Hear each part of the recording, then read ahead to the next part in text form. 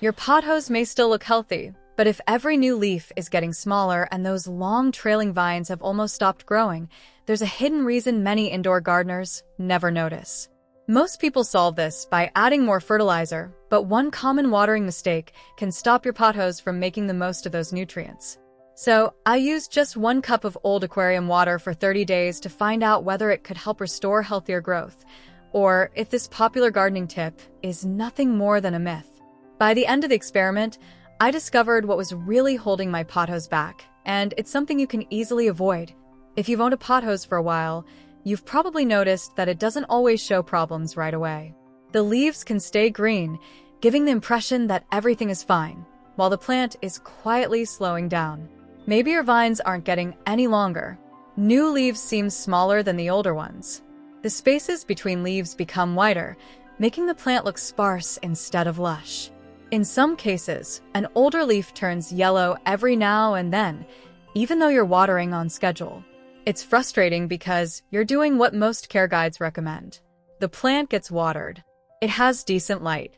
You may have even started feeding it more often. Yet every month it looks almost exactly the same. Many gardeners assume the plant just isn't a fast grower anymore. But that's only part of the story. Sometimes the issue isn't a lack of fertilizer at all. It's that the roots aren't in the best condition to make good use of the nutrients they're already getting. That's why aquarium water has become such a popular recommendation. You'll often hear people say it's a natural fertilizer that can make houseplants grow faster. Some even claim it's better than store-bought plant food. There's a little truth behind that idea, but not for the reasons many people think. Aquarium water isn't a magic growth booster. It's simply water that contains dissolved nutrients produced through the normal life of a healthy freshwater aquarium. If your pothose is struggling because of poor lighting, compacted soil, root problems, or inconsistent watering, aquarium water won't magically solve those issues. Think of it as one helpful piece of the puzzle, not the entire solution. And once I understood that, I decided to test it as fairly as possible. Before pouring anything into my pothose, I wanted to understand what aquarium water was really adding. Inside a healthy freshwater aquarium, fish naturally produce waste every day. While that might sound unpleasant, it's the beginning of a fascinating natural process. Beneficial bacteria living in the filter and throughout the tank convert harmful ammonia into nitrites and then into nitrates. This process is known as the nitrogen cycle. Plants need nitrogen to build new leaves and healthy stems. Commercial fertilizers often provide it in carefully measured amounts, but aquarium water may also contain small amounts of nitrate, along with trace minerals and dissolved organic compounds from fish food and natural biological activity. That's one reason many gardeners like using it.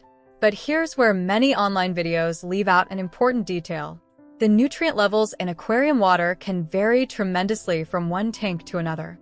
A lightly stocked aquarium may contain relatively few nutrients, while a heavily stocked tank may contain much more. So, aquarium water isn't a standardized fertilizer. It's a gentle, variable source of nutrients. That means your results will depend not only on the aquarium water itself, but also on how healthy your pothose already is. There's another factor that's even more important.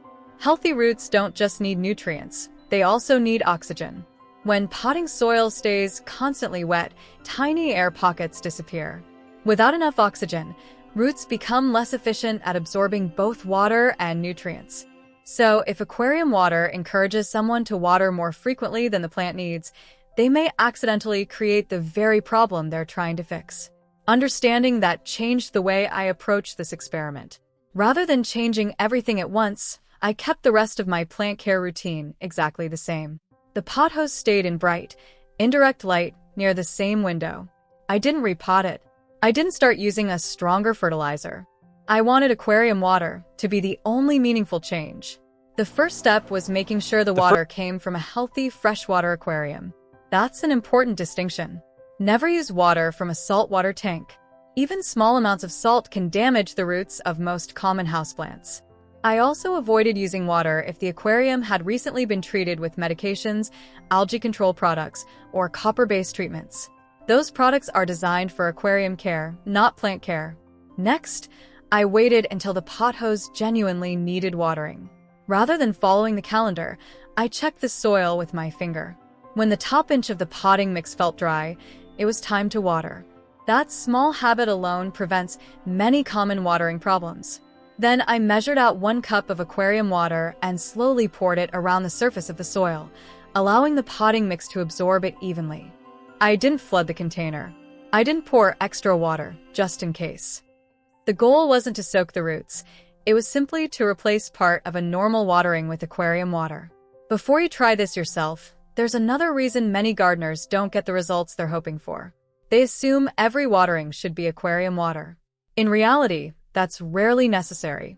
Because aquarium water contains varying nutrient levels, using it occasionally as part of your normal watering routine is generally a more balanced approach than relying on it every single time. I also continued watching the plant rather than the calendar. If the soil stayed damp longer because of cooler weather or lower light, I waited. Plants don't care what day it is. They respond to their growing conditions. And that's a lesson that often produces better results than any fertilizer or homemade plant hack ever could.